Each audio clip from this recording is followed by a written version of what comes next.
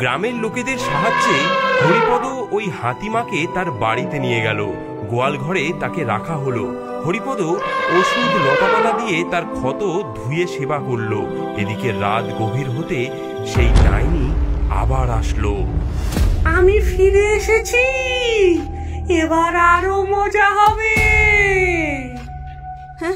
না না, আবার নয়। সেই ডাইনি আবার হাতিমায়ের শরীরে ঢুকে গেল। হাতিমায়ের চোখ আবার লাল হয়ে উঠল। এবার কি করা যায়? ওই দেখ, ওই দেখ, গরু, মোটা তাজা গরু। এদের মেরে ফেলি, যাই। ডাইনি আক্রান্ত হাতিমা গরুগুলোকে তার মস্ত সুর দিয়ে জোরে জোরে আঘাত করতে লাগলো। গরুগুলোর আর্তনাদে হরিপদ ঘুম থেকে জেগে উঠল। কি হাতিমা, তুমি কি করছো? তুমি আমার গরুগুলোকে মারছো কেন? মনে হচ্ছে কোনো গন্ডগোল আছে।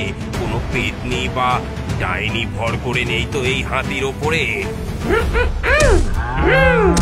হ্যাঁ, ঠিকই ধরেছো বুড়ো। আমি মায়াবতী, এই অরণ্যের সবচেয়ে শক্তিশালী ডাইনি। এই হাতিটাকে আমি দখল করেছি। তাই বল, তাই এই হাতির আচরণ এত অদ্ভুত। জানিস, আমি বুড়ো হয়েছি, তবে চোখে এখনো আমি ভালোই দেখতে পাই। তুই কোনো একটা সাধারণ ডাইনি ছাড়া আর কিছুই নস। কি বললি বল? সাধারণ? আমি সাধারণ? আমি হচ্ছি এই অঞ্চলের সবচেয়ে শক্তিশালী ডাইনি।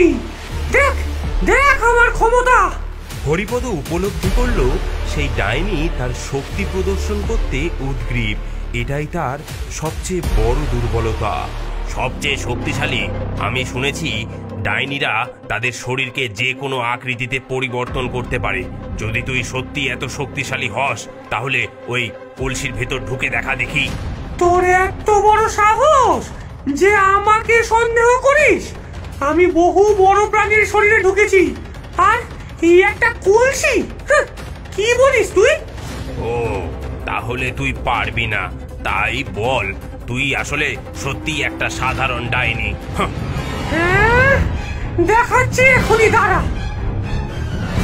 হাতির শরীর থেকে বেরিয়ে ডাইনি নিজের রূপ ধারণ করলো এবং কলসির ভেতরে ঢুকে পড়ল।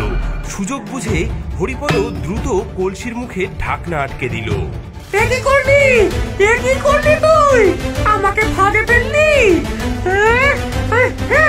আমি এই কলসি ভেঙে বেরিয়ে আসবো। ছেড়ে দে আমাকে। তুই এই কলসির থেকে কোনোদিনও বেরোতে পারবি না, কারণ এই কলসি মন্ত্রপুত কলসি। তোর মতো ডাইনিদের বন্দি রাখার জন্যই এটা বানানো।